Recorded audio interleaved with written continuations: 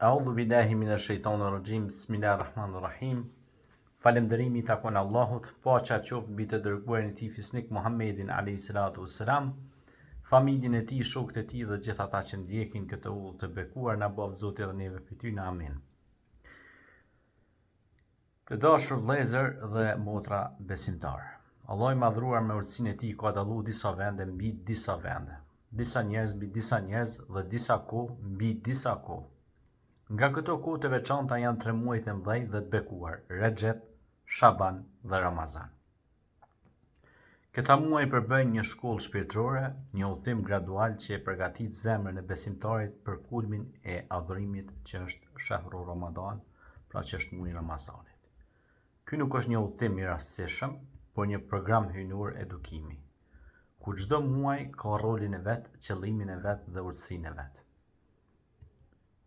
Allahu betohet në kohën wal asr innal insana lafi khusr, pasha kohën vërtet njeriu është në një humje të sigurt për jashtim të atyre që besojnë Allahun dhe që porosisin pra në të vërtetë. Koha është kapitali i jetës së besimtarit. Çdo frymëmarrje që kalon nuk kthehet më. Prandaj Allahu e ka ndarë vitin hënor në 12 muaj dhe disa prej tyre ka bërë më të shenjtë se të tjerët.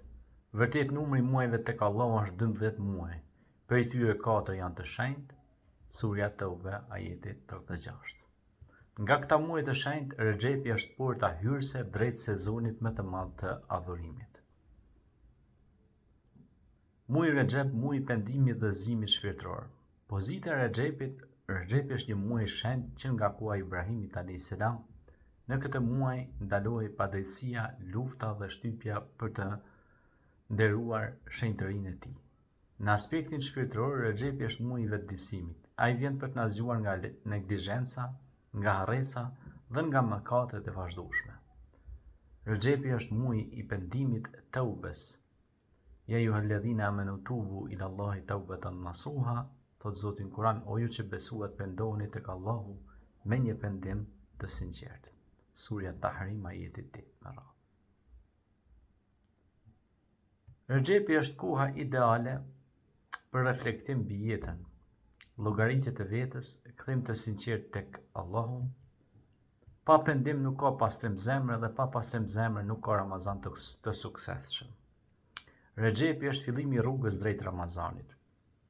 Dietarët kanë thënë, Rexhepi është muaji i mbjelljes. Në Rexhep mbjellim namazin e rregullt, braktisjen e mëkateve, përmirësimin e moralit, afrimin me Kur'anin. Muaji Shaban, muaji i përgatitjes intensive. Shabani është muaji i të dërguarit sallallahu alaihi wasallam. I dërguari i Allahut i kushton të rëndësi të veçantë Shabanit. Ai agjeron të shumicën e ditëve të tij, duke na mësuar se Ramazani fitohet para se të fillojë. Ngritja e veprave në Shaban. Shabani është muaji kur veprat tona paraqiten para Allahut. Kjo duhet të na bëjë më të vetëdijshëm për sinqeritetin, thellësinë e adhurimit, pastrimin e qëllimeve. Përgatitja fizike dhe shpirtërore.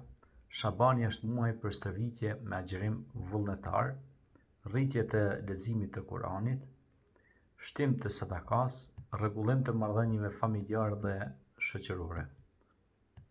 Muaji i Ramazanit është kulmi i adhurimit. Madhështia e muajit Ramazani është muaji në cilin ka zbritur Kur'ani.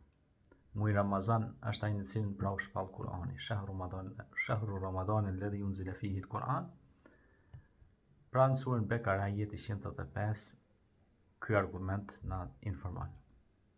Ai është muaji i mëshirës në fillim, faljes në mes, shpëtimit nga zjarri në fund. Ramazani është një shkollë akademi edukative. Ramazani nuk është agjerim vetëm nga ushqimi dhe pija, por agjerimi i syrit, i gjuhës dhe zemrës. Aty gjendet edhe nata e Kadrit, më e vlefshme se një muaj khairun min alfi shahr, ku një adhurim vlen sa një jetë e tërë. Lidhja mes 3 muajve. Këta 3 muaj nuk janë të ndarë, por të lidhur me zete. Rexhepi zgjon, Shabani përgatit, Ramazani ndryshon. Ai që i merr seriozisht këta muaj del nga Ramazani i rilindur shpirtërisht. Gjendja jonë sot. Pyetja që duhet i bëjmë vetes tonë. Apo e shfrytëzojmë kohën apo po e humbim? A jemi të përgatitur për Ramazan apo thjesht po e presim? Ramazani nuk është thjesht për demel shpirtëror, por mundësi për ata që duan të ndryshojnë.